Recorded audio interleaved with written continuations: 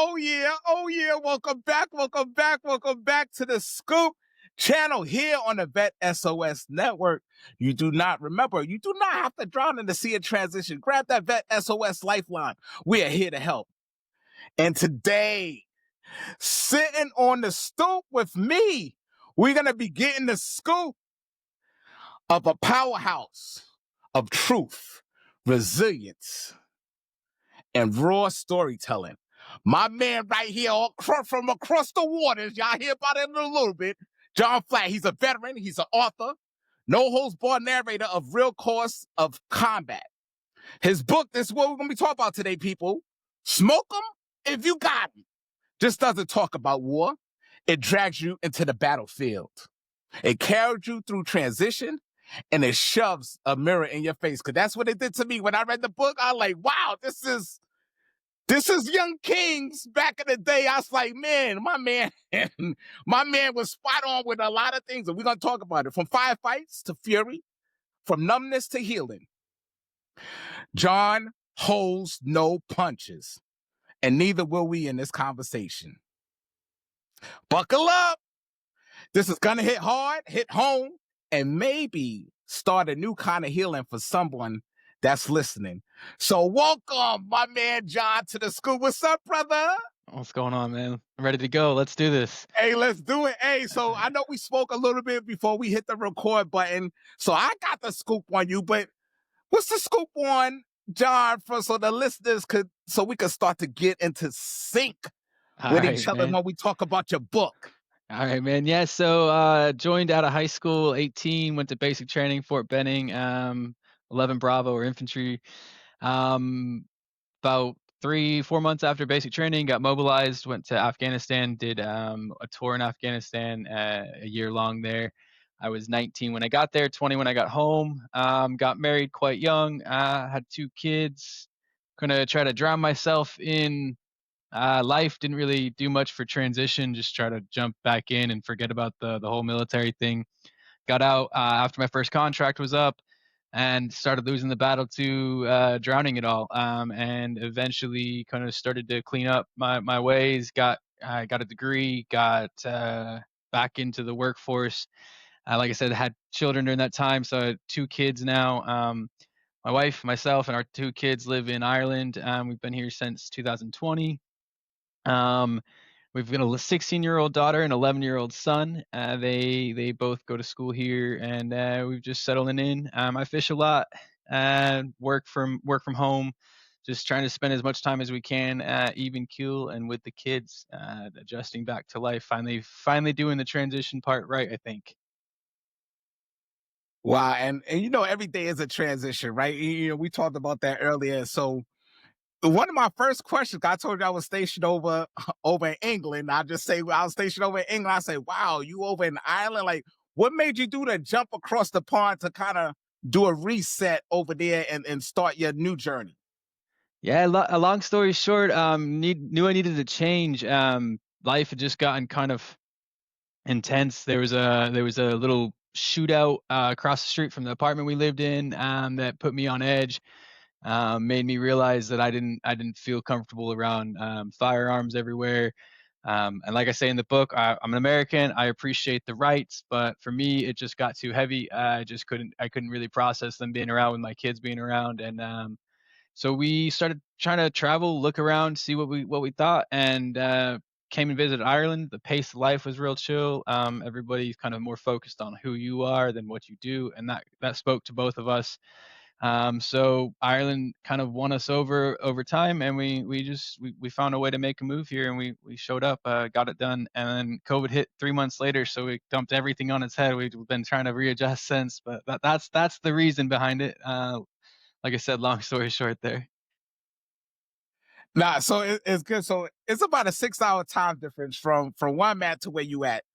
And I just want to thank you for even coming on at this time. He's like, yeah, it's like 7:30 over here, Kings. But hey, that's how I wanted to do because there's so many veterans, so many people in that transition world that's still trying to figure it out. So if I could share, in my book, and this is what we're gonna talk about, smoke them if you got them, because it's gonna help people, right? Even though if you don't need it now, it's gonna help you later, right? Because when did you separate or when did you transition to your veteran status? What year? So that would have been 2011 was my last year, my ETS date. So, shortly after, I mean, I was 24 when I got out. 18 to 24 were my years. I'm 38 now for reference. So, 14 years ago.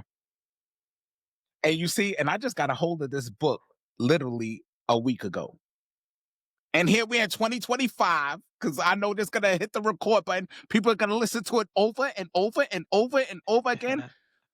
But we're separated by you got out in that time. I got in at 18, so that's like a 7 year separation. Plus, now we're into 2025, and now I'm coming across your book. And when I was reading it, I started to re relive some of my internal battles I was having when I was in the service, that I was having after service. And so goes to your point that people battle things differently. People deal with things differently internally. Yeah. And, I always used to get this, hey, are you good? Oh, yeah, yeah, I'm good. I'm okay. I'm okay. That was just a facade. Yeah. And what you put into the book that we're gonna talk about, and for the ones that's up there, I'm gonna put it right here to the screen. Y'all see it. Smoke them if you got them, right? We're gonna talk about it. My question to you, and hopefully we could get the scoop on this. What made you sit down and say, you know what? I need to put a book out there. I need people to understand it's not just them going like if you read the book, you could find I found myself in the book. You see what Yeah. I'm saying? So Yeah. what made you get to that point to say, I need to put a book together. I need to put it out there. What's the scoop Um, on that? yeah, so it's a really kind of series of life events recently. It only happened about like April, May is when I started writing. I had a family pet die, and I found myself trying to like usher my kids through grieving and like tell them like kind of that military attitude, like grieve now, be done with it, pack it away, move on. Like, and I saw that all happen, and I thought, what the hell is wrong with you? 11-year-old, 16-year-old, they need to like be allowed to do this naturally and not be forced into this military box. And then I was on a trip with my daughter shortly after that, and was hanging out. She was on a rugby tour, and so we were hanging out with the parents, and got talking with one of the dads, and he asked me some questions about my service, and it was so fresh in my mind. This cat had just died. I just gone through all that, and I started thinking about. He asked the question like, "That must have changed you, right?" And I started thinking about how much it all changed me, and like the man that I am, and like I see myself as this way, but is that who I am, or is that a result of my circumstances? Is that a result of my experiences? And it just got going in my head. So I did something I hadn't done. I forced myself to watch two documentaries that I knew I needed to watch. Restrepo, which is about the Korengal Valley, and I served just in around and outside the Korengal Valley. I was in the Pesh Valley. I had guys who served in the Korengal, and it was the year after us, so 2007, that it was recorded, and it was really close to home. It was hard to watch, and I put it off for years. It's been around for a while, and I didn't watch it. And then I watched Citizen Soldier, which is actually about a 45th Infantry Division deployment. The deployment I was supposed to go on that I mentioned in the book that I didn't go on due to my ETS.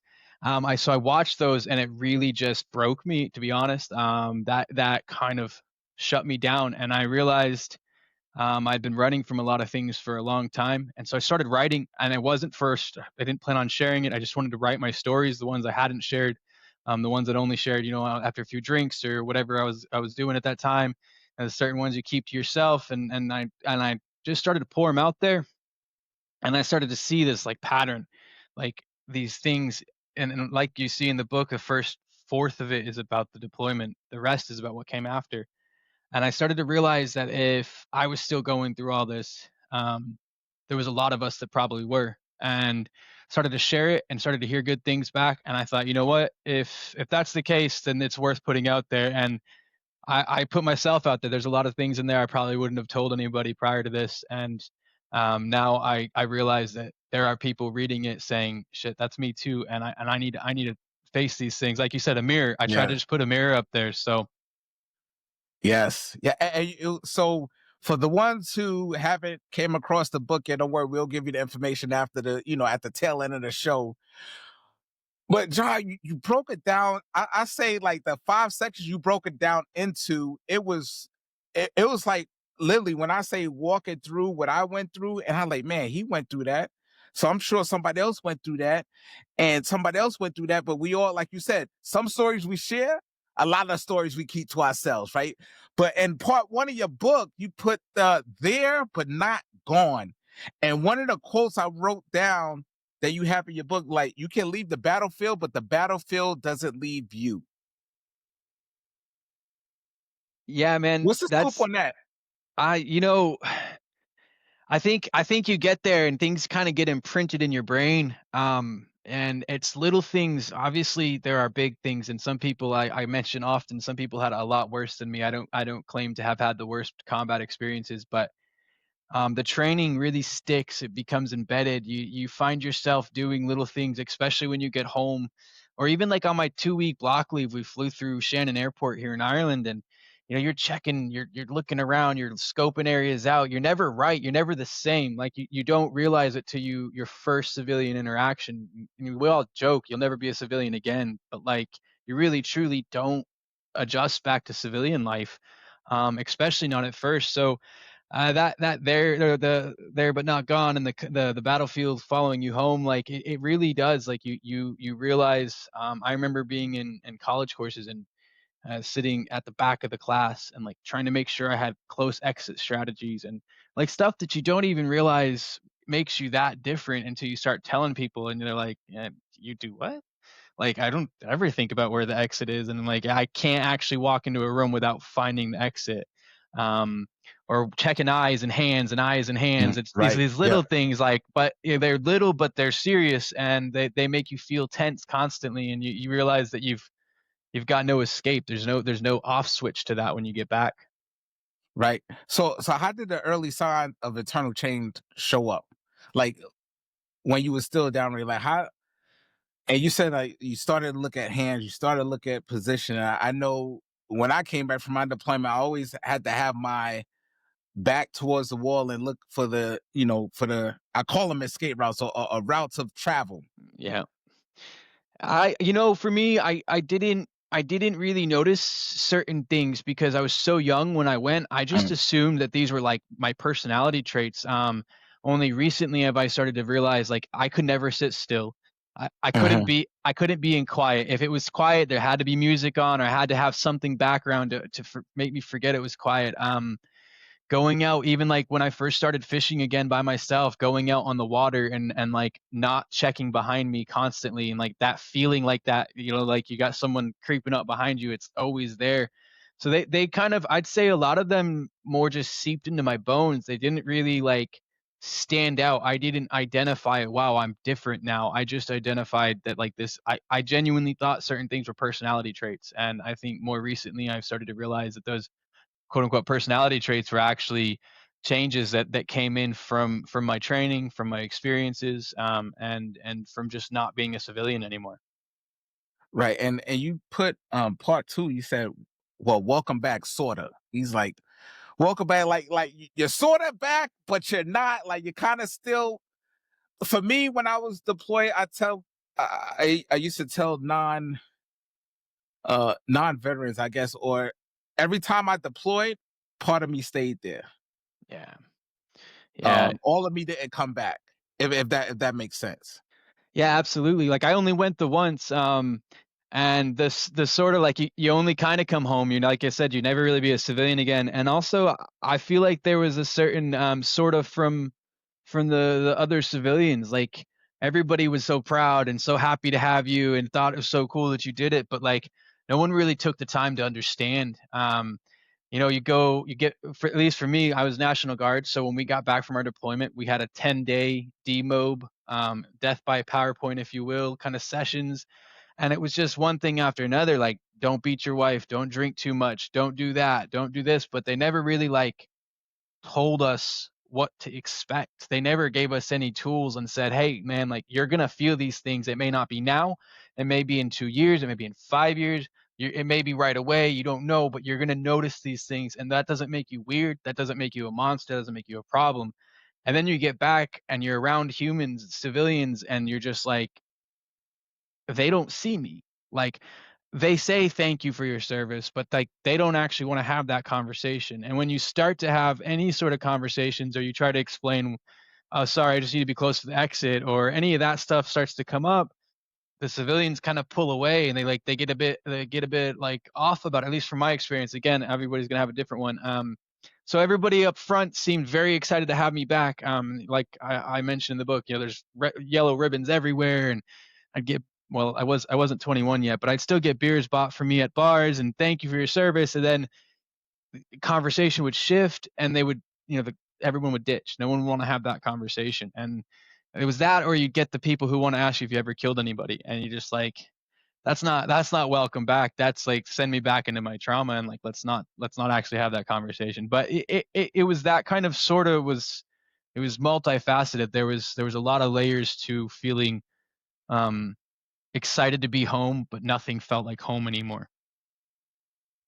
Right. The home that you left is not the home that you return to. That's how I felt too. Like the place I left is not the place I came back to because part of me wasn't there anymore. Like Yeah. part of Kings was left back. So when people was trying to reconnect with me, they was reconnecting to the prior me of the downrange, Yeah. and trying to come back like, hey, remember the time, and I guess my brain was rewired during that time. So, and that's why I wanted to ask you, and yeah, when you sat down, and usually, and this is what I found out from other authors, like, hey, when do you decide on the title of the book? And a lot of people say, well, I don't decide on until after the end, like in the publisher's like, hey, we have to come up with a title for the book. So what made you like, so like Um, I know what it means for military for better, and yo, smoke them if you got them, you know what I'm saying? Like yeah. it's like the hurry up and wait type thing, like yo, smoke them if you got them. So why you what's the scoop on that? Like why did you label the book Smoke 'em if you got 'em? Man, I was a chain smoker for a long time. The military taught me that that was like my one coping mechanism. I told a lot of people, for well, at least my wife, fairly often, but like it felt like my cigarettes were my best friend. They just didn't talk back. They didn't give me shit. They were quiet. They were there. I could guarantee I'd feel a certain way when I'd have them, and um, it just when I first got in, I mean, I smoked a bit, but like I didn't really care too much about it. And then I was at basic training. It was at the end of basic, and our drill sergeant was sitting down, that point where your drill sergeant stops being your drill sergeant and starts being human and starts chatting with you and stuff. And he was talking about how there was a picture of him. He was going through his deployment pictures from Iraq, and he was smoking. We're like, "Ah, drill sergeant, you smoke?" He's like, "Nope, don't smoke at all." And we're like, "What? How you smoking?" Then he's like, "Man, once you get shot at, you'll smoke anything." And I remember like, that's interesting. And then you get to your unit and you hear "smoke 'em if you got 'em" here and there. It kind of becomes a little catchphrase. It's cute or whatever. No one really notices it much. And then you get downrange and someone says it, and it's like a warm hug, and you're just like, hell yeah, like it. Let's get them out and smoke them. And on my time, there were a few moments I probably shouldn't have smoked. I talk about one of them in there: low light, smoking out in the middle of the night. In the moment, you definitely should not smoke. It's not trained to be that way. I knew better, but I didn't care. But it stuck with me, and it's something I say around home. Even when I quit smoking, I'd still like something, like something change in the mood, or like we're done with something, and I'd smoke 'em if you got 'em. And so I sat with different titles. I was looking at the book, trying to say, okay, I'm going to release this and make this something. And it came to my mind, and I was like, man, everybody who sees this will instantly understand this isn't some sort of polished story. This is about the true reality of war, and this is the true reality of just being a soldier, like, and like a military person. Like, this isn't meant to be kind or nice. And I quit smoking for 2 years. I started writing this book. I started smoking again. I'm kind of trying to get off of them again. Like, it's a process, but like the reality is, it's like it is that warm blanket that you need at some point. And so the title just really stuck out to me. Oh, that's awesome. And just before you shared that, we was talking about trying to reintegrate. You said you was in the National Guard, and that for me, I salute y'all the more than a active duty person, right? Because you have to turn it on and off so many times, right? You turn it on for 2 weeks, you turn it off, turn it on 1 week in a month, turn it off. You go Yeah. deploy, you turn it on for 6 months to the 10 months or 12 months, however, and then you come back and turn it off. So by that constantly switching back and forth, what are some of the suggestions, or if you could give us an insight on how did you help with that transition, going back to that civilian mindset or that civilian life after experience? Like, what was that about? Because I know you talked about it heavily in the book and how it was very challenging, Yeah, to kind of have that turn off point. it kind of wrecked me, to be honest. I didn't do great with it. I got back. When I left, I was a pretty straight laced kid. Very like in church and doing the right thing and stuff. I joined for duty and service and pride and all that good stuff. Honor. And then I got home and I started trying to process things in civilian world, and I started college, and everybody around me was getting high. They were all partying, and I thought, well, I got a 2 week time period between possible piss tests. I'll do whatever I can, have a good time, party it out, and then I'll stop and I'll get clean from my possible piss test. And I started playing that game, and eventually it bit me, man. I really I ended up in a bad place during that time. There was a lot of a lot of drug use, a lot of addiction picked up, and so for me, that transition moment, that National Guard back and forth, really put me in a spot where I was actually jeopardizing my future in a lot of ways by not just with having habits and addictions, but I could have pissed out at any point and got kicked out. I could have gotten in serious trouble. Going to guard trainings and being there, and eventually I stopped dodging tests and I just started saying, whatever, we'll just go for it. Definitely a lot of mistakes, and I don't know that the National Guard on off switch was a great one for 24-year-old John. If I could go back and do it again, I'd probably do things quite a bit different there. Yeah, and you put in part three of the book, becoming a threat. Sometimes the war, you said, sometimes the war doesn't end; it just relocates to your head. So this was for me one of the powerful sections in the book, and it was very raw. Like becoming, what does becoming the threat mean when you put it in there? Like you becoming the threat, like that hit home for me, right? Because it's that I call it this right here. You see, Yeah, yeah. Yeah, so I'm definitely like really good at saying, well, I was at saying I'm good when people would ask. I'm doing good, I'm good. I don't say that anymore. At least I try not to. I say I'm alive or I'm surviving or something because that feels more honest. That feels more true to what it is. But you really you get back and you have certain notions and opinions about what it looks like to be a threat, and then as you adjust back in the civilian world and you see how people treat you and you see that you're different and that you don't ever quite fit normal stereotypical molds, you start questioning things a lot. And I really picked up a lot on people's facial responses to me.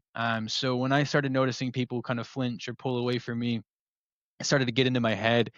And then I had multiple arrests. And again, like I said, getting clean, that whole getting off of it, out of addiction cycle, and I got treated very poorly by the legal system. I know I made my mistakes, and I understand that, but the legal system was definitely set against me, and I at some point started to see myself as what they saw me as, and that's that becoming the threat stage where, I was a soldier. I was trained in the ways of war, and I was doing it for honor and duty. But at some point, it shifted, and those things lived inside of me. I read a bit of poetry here and there, and I wrote something about like being a monster. I kind of just started seeing myself that way. I was always ready to go. Like if someone looked at me wrong, I could just lose my mind. I was ready to fight. I was ready to, I mean, ready to kill, if you will. Like I obviously that wasn't where what I got to, but that was my mindset. And I think that when you, especially when you have little ones, you got kids running around and you're right? in tense situations and you see yourself that close to blowing up, you start realizing like, am I actually the threat, or like what happened? When did this shift? So that was kind of that thought process. Man, and I'm just gonna ask you, so that identity shift from protector to someone feels like in danger, like What was that for you? Like you said, that switch, right? You turn it on and turn it off so many times, that switch might break, right? You don't know if it's gonna break in the on position or the off position. So to identify it, like what was like, if you could give us something to shoot, like I said, the individual that's gonna see this, gonna resonate with them is people don't realize since we was in a 20-year war, right? 20 years of deploying, 20 years of constant being battle ready and battle tested. That switch, imagine how many times you walk in and out your bathroom or in and out the kitchen or in and out your bedroom and you turn on the switch, you turn off the switch, turn on the switch, turn off the switch. Yeah. Yeah, it's the Switch is a weird one, man. It's you lose control of it entirely.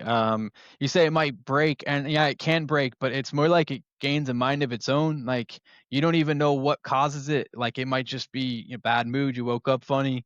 You might be jonesing. Your kid might say something that makes you feel like they're not feeling protected.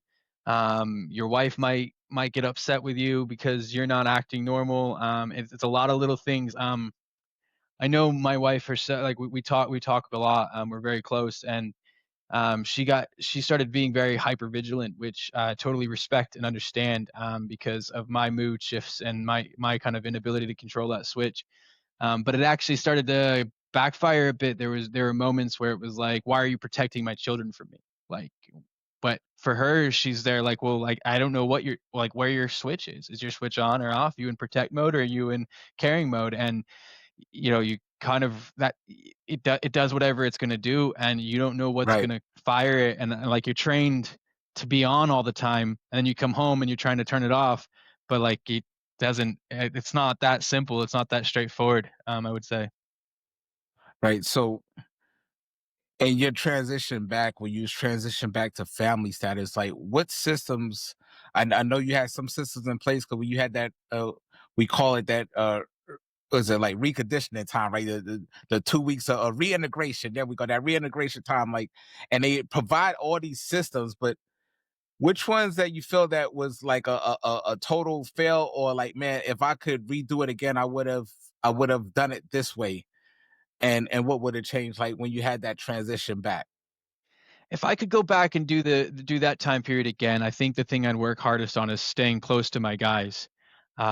Being National Guard, we came home and we all just dumped ourselves back into life. And I had some really good people who were willing to be there for me, and I wanted nothing to do with any of it. I broke myself from all the systems. I didn't talk to the VA about anything. I ignored every little thing that came up. I just threw myself back into trying to be in a civilian. And like my platoon sergeant, he was always trying to be there for us, and letting us know that he was there, and his wife was very involved with my wife, and I just pushed that away.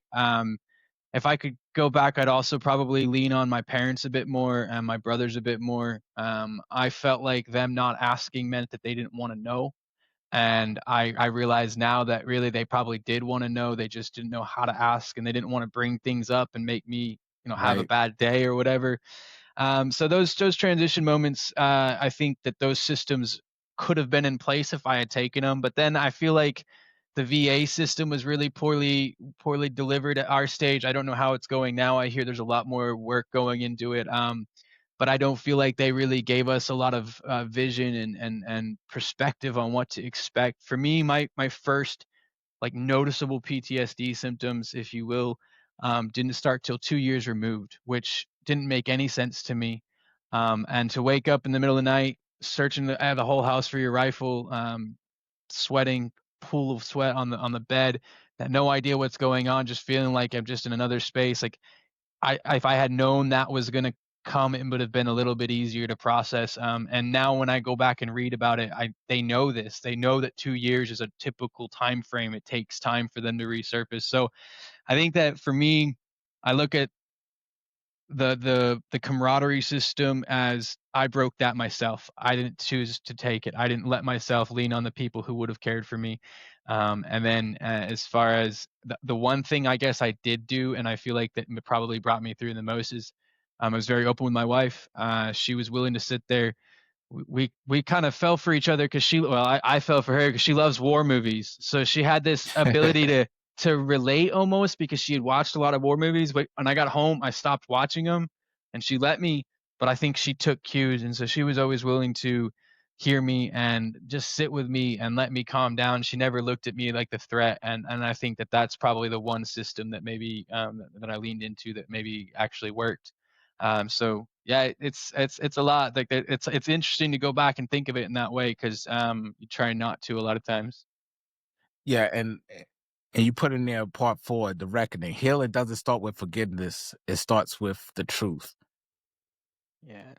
And I just want to say thank you for even starting out part four like that, because for a while for me, I was trying to forgive myself, but I couldn't get around to do it. But I wasn't facing the truth. Right? I wasn't getting to the core, to the centerpiece. It's like, just like you said, sometimes people only address the symptoms, but what's the core? Right? Like, you know, you frame of healing as regular. What truths did you have about yourself between the war and I call it the aftermath, or like, after coming home, you trying to, for me, I had to put it away in a lock box, right? Like, and I tried to keep that key in a place to where nobody could reach it, right? Except for me. But Yeah. sometimes somebody found it and then they unlocked it, and a whole lot of things came out. Yeah, the truth that I guess for me the biggest parts are things like appreciating why I served. Obviously, the narrative changed after during the time from when I got home to when the war finally ended. And there was a lot of everybody has an opinion, and I don't blame like that's beauty of being American. We're all allowed to think for ourselves. But when you start sharing those opinions, you start hearing people share those opinions, you kind of start to believe them. And you start to think like, oh, we were never meant to be there. And if we weren't supposed to be there, then I fought a wasted war. And that was like something I'll never get back. Or um, that those things can get in your head. So that one of the first truths for me was accepting the fact that like I joined for good reason. I joined because I thought I was doing the right thing, even if we may now not think so. Whatever your political affiliation, whatever you feel about the war, realizing that like what you did, the reason you did it was different than maybe what you see. But that truth was really big for me. I feel like accepting the fact that my minor combat experiences, if you will, were still trauma of a sort. They were still combat and they still changed me. That bit of truth was really hard for me. I just never wanted to accept that I'd been changed by what I experienced. I thought that this was just part of it. And as I talk about in the book, I've got a lot of people who were quite close to me who experienced a lot worse.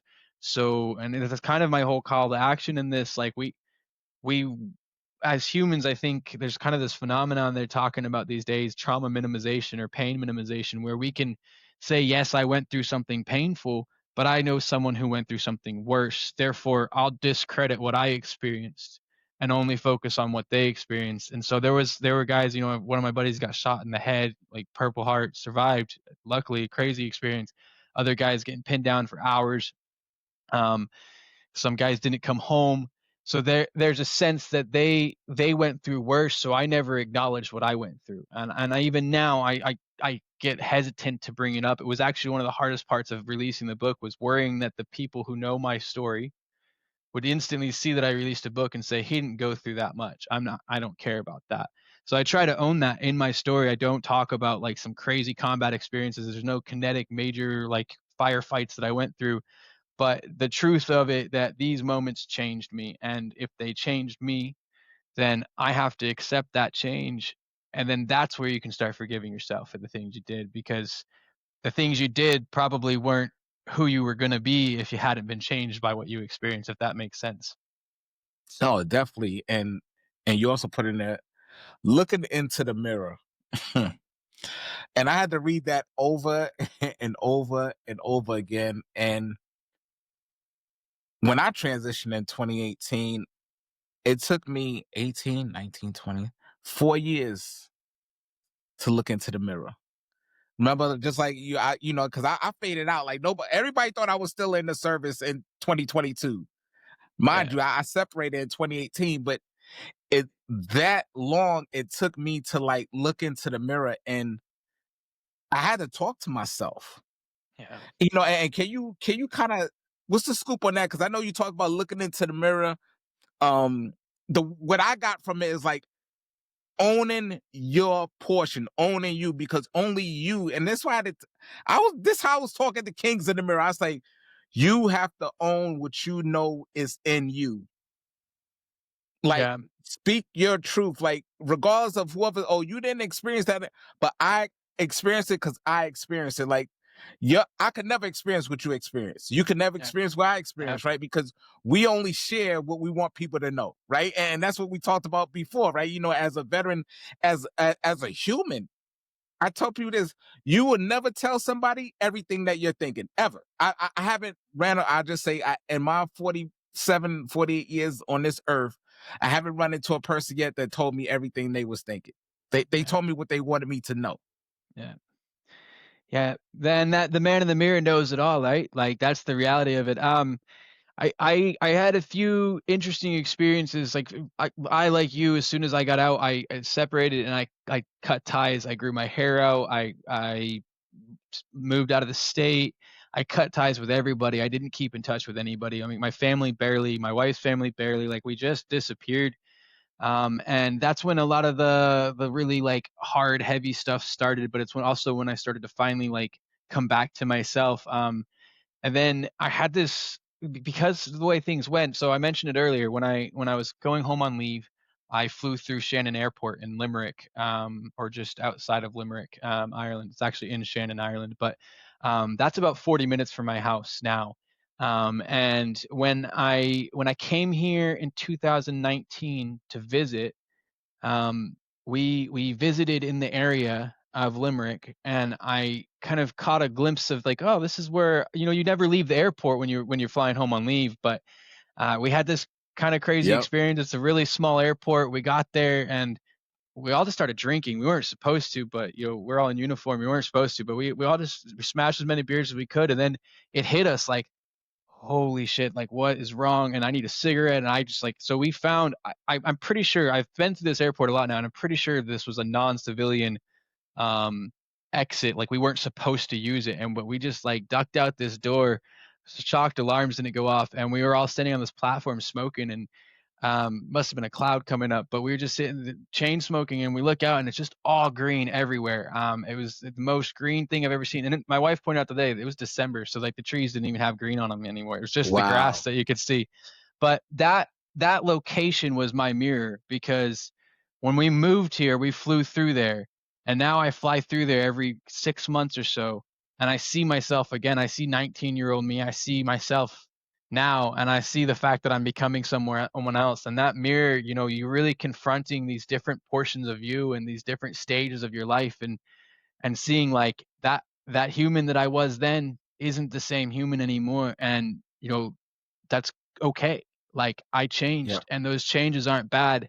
But learning to really like just stop and like look into the mirror and see who you are and not flinch. That's one of the hardest things. Everybody else flinches, so trying to learn to not flinch at yourself. What Michael Jackson says, starting with the man in the mirror. Like So it's the it's man in it's the mirror. it's the truth though. Like you got to start somewhere, and I think that's one of the best places to start.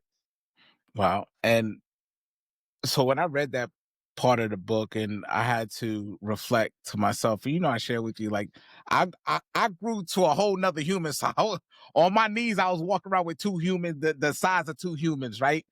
And in that time, I was afraid to look at myself in the mirror. Yeah, I was afraid to address what I know was going on, but I did not want to look at myself in the mirror until one day I had that scare, right? And I said, yeah, man, Kings, what are you doing? Yo, wake up. Like, you're needed, you're wanted. Don't discount yourself. And I hope somebody that's gonna be listening to this understand that you are important, you are valued, you are needed, you are wanted. Cause I yeah, had to tell that to myself, because I didn't think I was none of those things. That's why I got to the point I kept, once I transitioned, I kept growing and growing and growing and growing and growing. Like I said, I got to two adult human men, right? The size of, right? So, and the reason why I'm I'm smiling and kind of chuckling right now is because what you put in your book is you would not start healing until you look at the person in the mirror and come one with the person in the mirror. You got to accept yourself, man. That's the only way to get there. And it's hard because we've all been through some stuff and we've all probably done things we're not real proud of. But it's like that Goodwill Hunting moment where Robin Williams is like, this folder here, this is not your fault. Like, you know, that you have to accept that those things you went through, that's not on you. And even if you made mistakes, like you can still come back from it.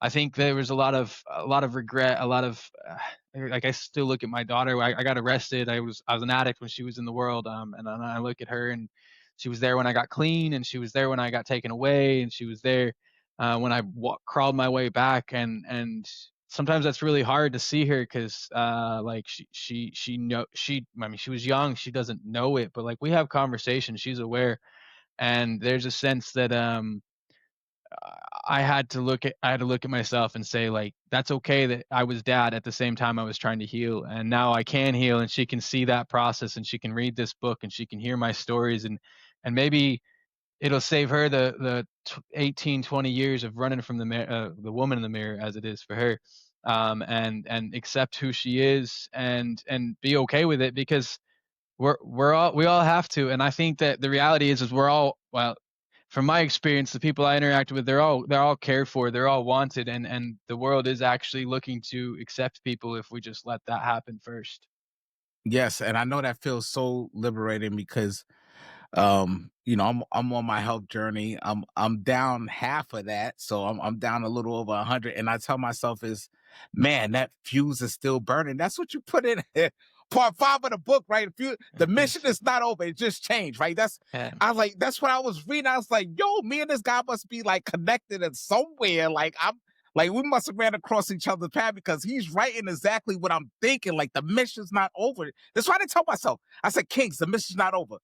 Get out there, do 2-a-days, go out there, get your steps, drop that weight. It didn't come on overnight. It's not gonna leave overnight. No. But consistency and dedication, you put the mission's not over. It's just changed. What's the scoop on that? Like why did you put that, right there at the fifth part of the book, like the fuse is still burning? So 3 years ago, one of my good buddies during the deployment, he lost the battle to PTSD. He snapped and he actually murdered a family in the process of snapping. It was a really dark moment for my whole platoon. And we were all close. He was a really good guy. He was an EMT before the deployment. He was very like focused on helping others. And I think when that happened, that was one of those like earth-shattering moments. I just couldn't believe like it was like I would have put myself as that guy before I would have thought him out of all the guys.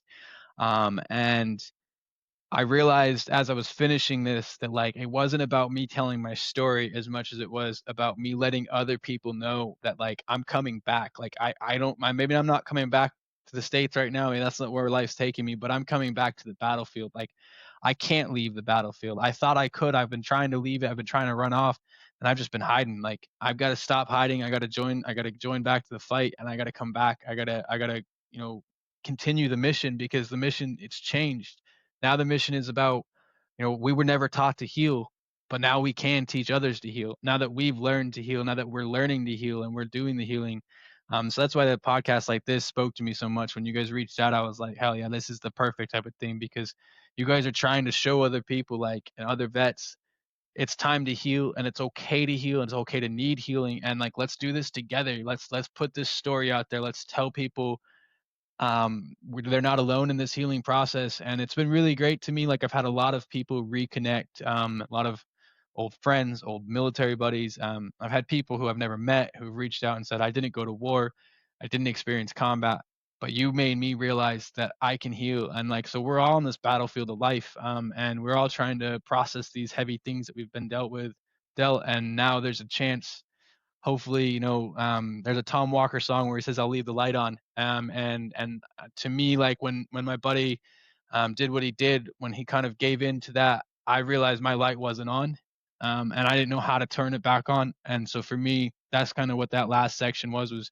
me saying, okay, it's time to turn this light back on, let people see me, let people know if they're trying to heal, if they're needing something, whatever it is.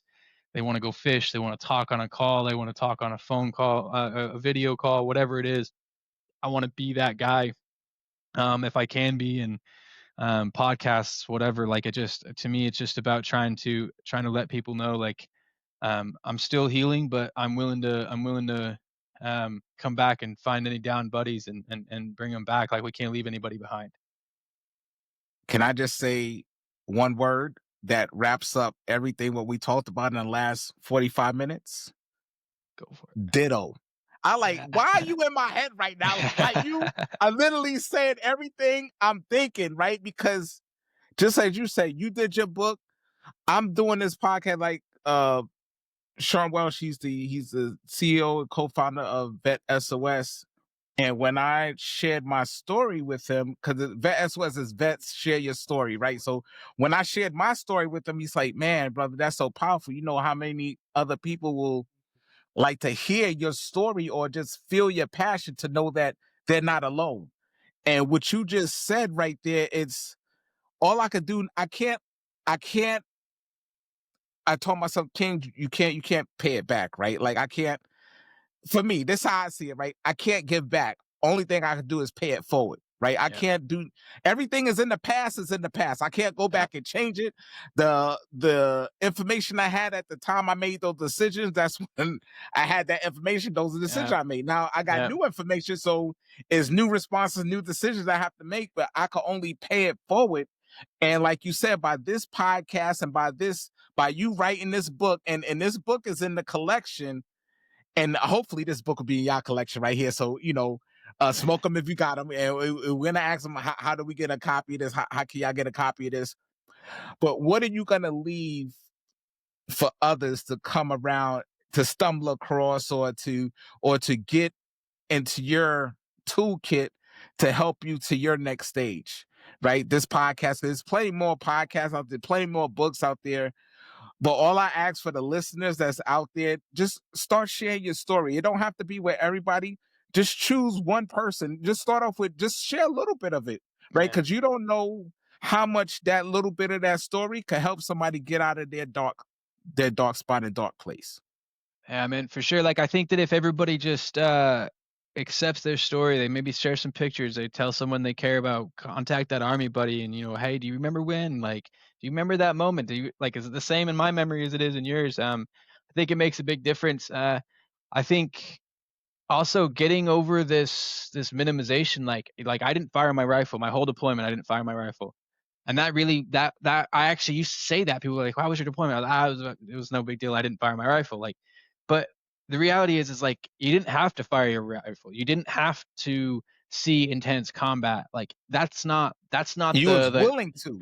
you were And that's willing I to, tell you, you was willing to. That's the key point. You was willing to, and you was ready. and you were You was waiting ready, for it. and you was Yeah. waiting for it. You were losing sleep. You were struggling to get through the days. You were wondering when it was going to happen. You were getting those radio calls. We're be on guard. This is going to be a heavy moment. We're expecting it now. All of that. Like, so remember, like, that reality is that our stories are all different, but they're all worth sharing. And when we start sharing them, other people, whether they be other military vets, they be moms and dads of military vets, wives, whoever it is, man, honestly, I won't lie. There were a few times where I was writing this, I was thinking about some of my buddies' exes and how they treated them when they got back. I was like, I want them to know that they made a mistake. They treated them poorly. And like, that's a reality. Like, our stories, when they get out there, people are going to realize what they did right and what they did wrong and what they can do better. And I think that that's the big one. Just start sharing. Just start talking. Put it out there, and whether it's a podcast, a video call, however it is, just get it doing. See, you already. I was going to the last question. Like, what's one takeaway you should tell everybody besides getting the book? Is what's one thing would you recommend or give them the inside scoop, or what should they do to, if they're not in the healing process, to start the healing process or to revisit the healing process? And I think you summed it up well. Share your story. If it's not with somebody, share it with the person in the mirror. How about that? We could start Yeah. there. We Yeah. could start there. It's a big one. I started looking at my pictures when I first started doing all this. I just started going back through my pictures and living it up back and remembering. Other thing I'd say is find something, anything, just one thing, whatever it is. If for me it's fishing, You know, I know a lot of people who it's working out, whatever it is, Yeah, find that one thing that makes you feel like you're doing something for yourself. And when you do that thing, like focus on that healing that you're getting from it, because that choice, that's really been important for me. I think being out in the water alone and quiet, still, just trying to like adjust to that environment and let myself like have moments where I don't like going for the cigarettes, smoking more cigarettes than I do cast the ride. Like, you know, that's okay, because in those moments I'm choosing me. And that's the first step. Like, you've got to choose yourself. You've got to say, you know, right now I need to heal, because if I don't heal, I can't help anybody else. man, perfect. And it's crazy how you can look at life and life tells you what to do. Nature tells you what to do. People tell you what to do without you even notice it. Just like if you're in an aircraft, right? First thing they tell you, what if we lose cabin pressure? What's the first thing you gotta do? Put the mask on yourself The first math before you on, can yeah. put it on others, right? Now, you got to Yep. make sure that you're okay so you can take care of others. That's a good So, one. I like eh, that. hey, I say you gotta, and I had to learn that, right? Because I was burning the candle on both ends, right? I was Mm, trying to take care of myself, but I really wasn't, because I wanted to take care of others. And one of my mentors told me, like, in order for you to take care of others, you gotta take care of yourself mm, first, so you could be yeah. there for others. And Yeah. I was like, wow. And that's when I started to hit the gym. And I was like, man, it's starting to work. Starting to weight. The weight was coming off pound by pound, inch by inch, and with this book, and I'm gonna ask you, how can they get a copy of this book? Because like I said, this book right here, I like, bro, you should have came around and like we should have linked up in 2018 when I was like at the lowest of the low. Like I was in the gutter. But this Yeah. right here, it helps me out. How can people get a copy of this book, or where can they go to so they could add it to their toolkit? Yeah, so I sell it on Amazon exclusively right now, because being in Ireland, shipping and doing that stuff myself was gonna work. But I will say this: like, if you want a copy and you either can't afford it, you don't think I deserve the money, or whatever your story is, I won't ask questions. You can email me. You can find my website. My website's jonflattauthor.com. It's simple enough. You can contact me through social media or whatever. Ask me for a digital manuscript. I'll email it to you. I'll give it to you. I don't care. The money's not priority. I just want to see this get in the hands of people. If you do the honor of buying a digital or a full copy, that would make me happy. I probably check for sales more than I should, but like at the same time, it's really just about people reading it. So Amazon.com.uk anywhere really. Amazon. I have Amazon. I have it's for sale, but yeah, that's the way.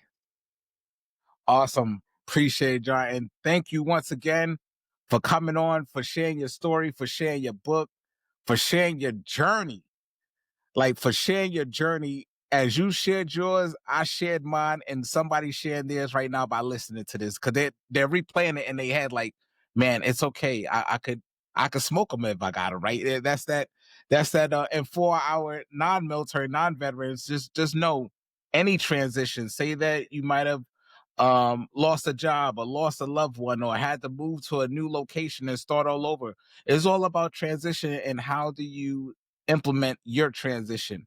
I say one of the first places to start is read Smoke 'em if you got them, because it relates to anything and everything. Yeah. Okay. Man, it's been a total pleasure. To you and the whole VET S.O.S team, I really appreciate the invite. A complete honor to be on here and help you guys be a part of what you're doing. Awesome things. And remember, you do not have to drown in the sea of transition. Grab that VET S.O.S lifeline. We're here to help. And a proud member of the Parade Deck community. Thank you once again. Until next time, peace.